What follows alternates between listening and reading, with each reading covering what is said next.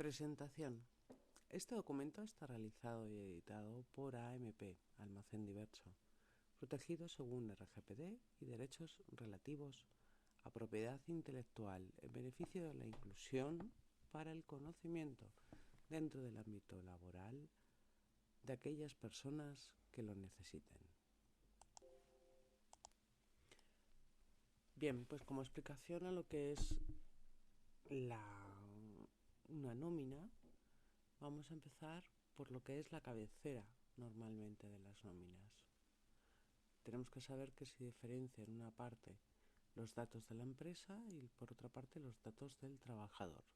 ¿Qué datos de la empresa tenemos?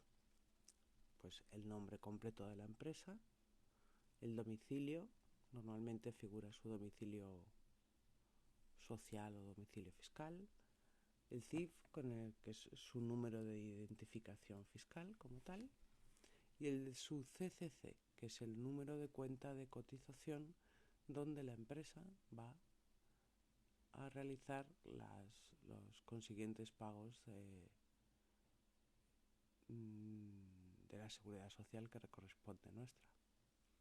El trabajador tendrá en la otra parte de la nómina, normalmente, en parte derecha, uno está en la parte derecha, el otro está en la parte izquierda, a veces, otras veces está arriba y otras veces abajo.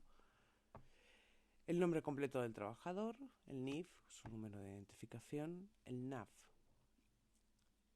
la categoría y el grupo de cotización. Bien, ¿qué es el NAF? El NAF es el número de cotización de la cuenta de cotización. Esta normalmente es la primera en la que nos metemos en la seguridad social cuando empezamos a trabajar. Y va a corresponder seguramente pues a la provincia donde empecemos a trabajar. Y luego tienes la categoría y el grupo de cotización, pues que va a ser importante desde luego, porque según la categoría que tengamos, que es la profesión a la que nos vamos a dedicar o el grupo de cotización, van a ir, como veremos luego, en importancia los tantos por cientos o los rangos en los que tenemos que estar para pagar una cuantía dentro de las bases de cotización en la que nos encontramos. Bien, luego vienen los devengos de la nómina. Aquí nos encontramos el periodo de liquidación, que vamos a poner como ejemplo desde el 1 de mayo a 31 de mayo, con el número de días. En este caso, la empresa cuenta 30 días. Hay otras que son 31, pero en este caso van a ser 30. Dentro de ese periodo de liquidación, los devengos, vamos a encontrar, primero, las percepciones salariales. Pueden ser el salario base, complementos salariales, mejora voluntaria, horas complementarias, gratificaciones, salarios en especies. Las percepciones no salariales, pues indemnizaciones o suplidos, prestaciones e indemnizaciones de la seguridad social y otras percepciones no salariales. De todo ello vamos a tener un total devengado, que es lo que nos va a venir en la nómina. En este ejemplo, por ejemplo, valga la redundancia, hemos puesto un salario base dentro de las percepciones salariales de 890 euros y una mejora voluntaria de 312,46. El total devengado, por tanto, son 1.202,46. Y ahora veremos las siguientes percepciones de comunicados de la nómina, que es lo que nos dice el resto de la nómina, para que veamos de dónde sale y todas nuestras lo que nos quitan, ¿no?, de la nómina. Vale, pues vamos entonces con las deducciones que tenemos en la nómina. Aquí en este apartado de la nómina nos viene las aportaciones de trabajador a Seguridad Social y la recaudación conjunta. Entonces, de todos ellos tenemos contingencias comunes, desempleo, formación profesional, horas extraordinarias, horas de fuerza mayor, el total de aportaciones de todas ellas. Luego tenemos el IRPF, los anticipos, otras deducciones posibles, el total a deducir y el líquido a percibir.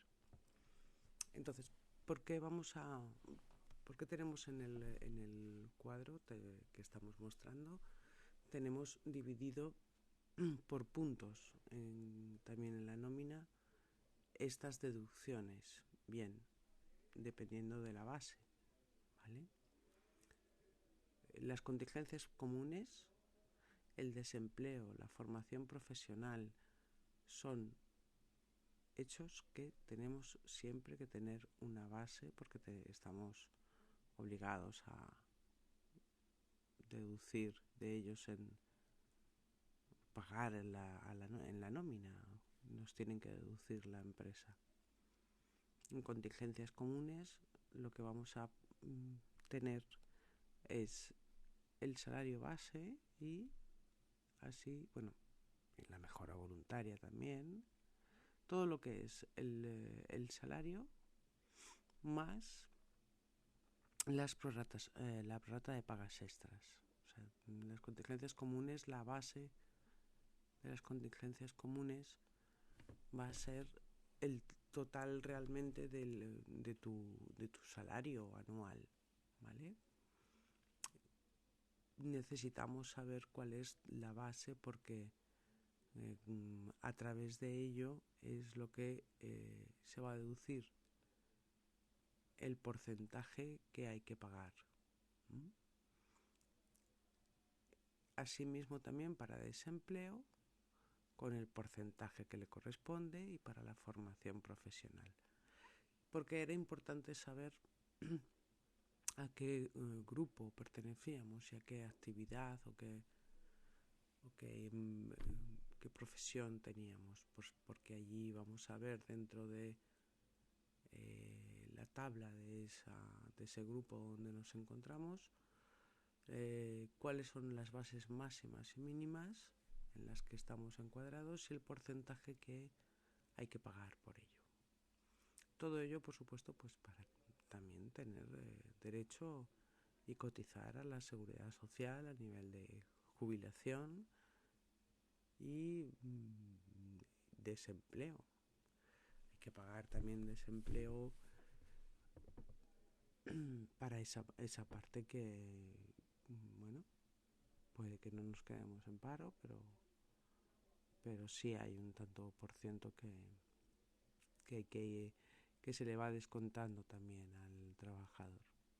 Y en cuanto a formación profesional, también tenemos derecho a formarnos dentro incluso de la propia empresa. Hay convenios incluso que te dan opción a un plan, hay planes de formación y nosotros no tenemos que pagar nada. Es más, ya lo pagamos en la nómina y la empresa también lo paga, ¿eh? Las horas extraordinarias y las de fuerza mayor tienen un porcentaje diferente, se deducen de manera diferente, ya que las de fuerza mayor tienen un porcentaje siempre inferior para descontar. En este ejemplo de esta persona tenemos un total de aportaciones por contingencias comunes de 88,10. Después tenemos también lo que habíamos hablado antes, el IRPF. Pues el IRPF es un impuesto que tendríamos que pagar al año siguiente en la declaración de la renta, pero lo que hace la empresa es que nos lo va descontando mes a mes, dependiendo de los devengos totales. Por ello, la base del IRPF no tiene por qué ser la misma que la base de la Seguridad Social. Si tú en tu nómina tienes, como en este caso, un total de Bengos de 1.202,46, tu IRPF vas a pagarlo de esos 1.202,46. Te tendrías que ir a las tablas que corresponden a esos ingresos para saber cuál es el mínimo que tienes que calcular de porcentaje. En este caso se le aplica un 9,51 y se te quita de la nómina 114,35. Esos dos descuentos, 114,35 y 88,10, ya que en este caso no tenemos anticipos ni otras deducciones, suman 202,46. ¿Qué es entonces lo que vamos a cobrar realmente?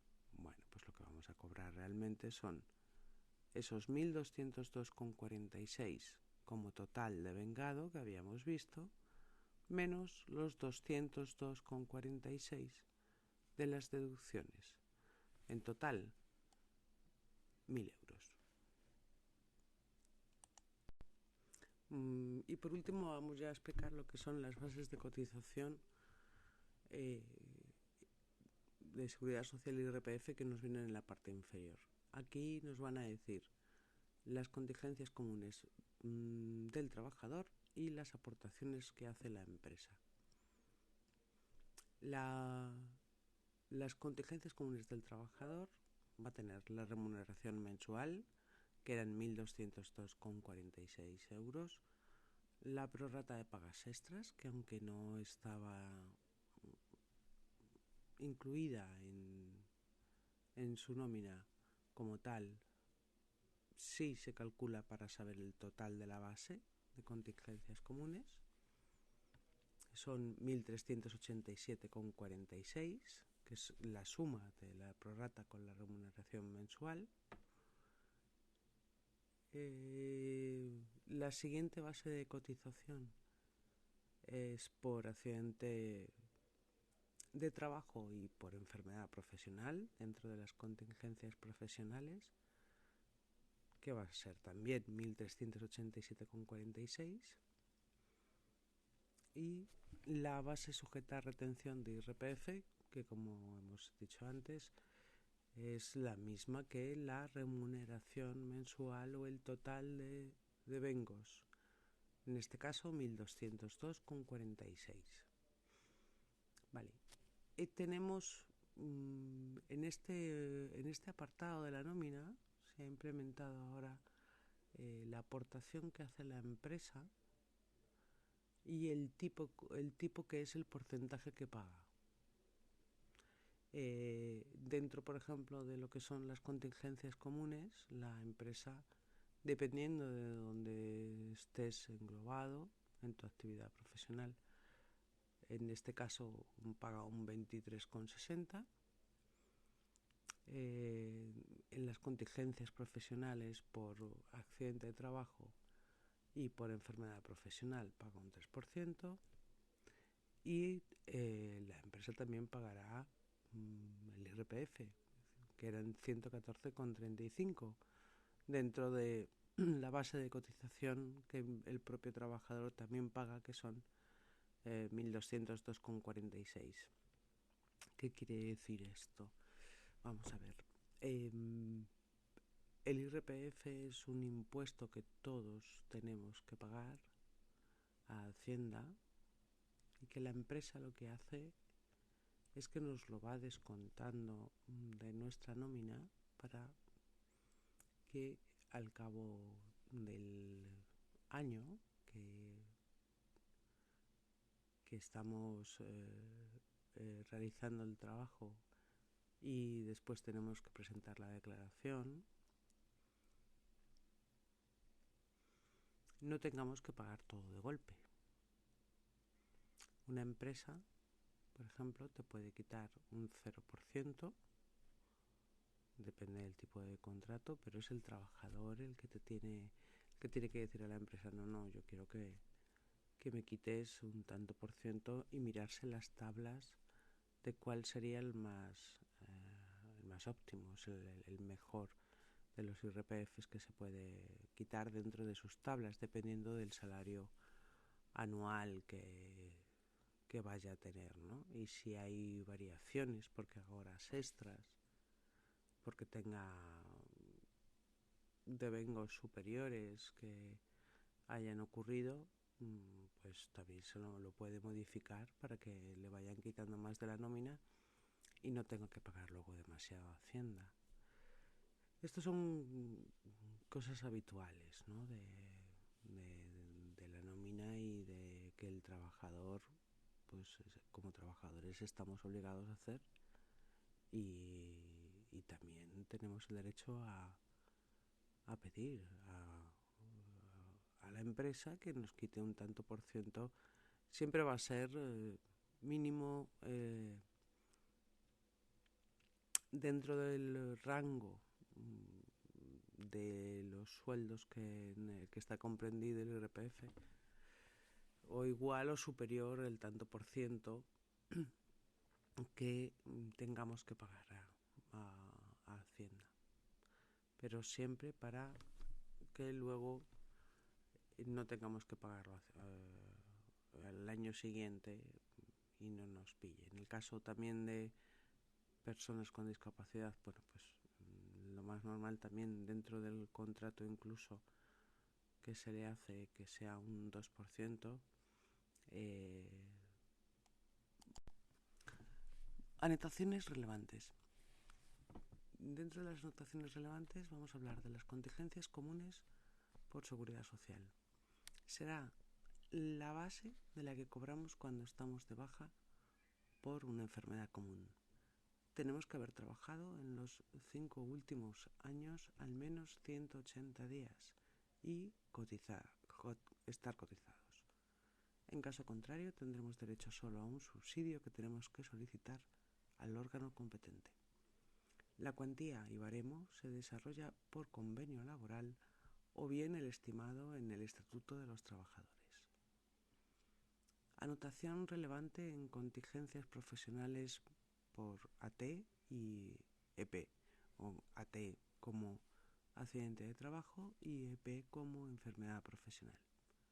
Será la base de la que cobramos cuando estemos de baja por un accidente de trabajo o enfermedad profesional.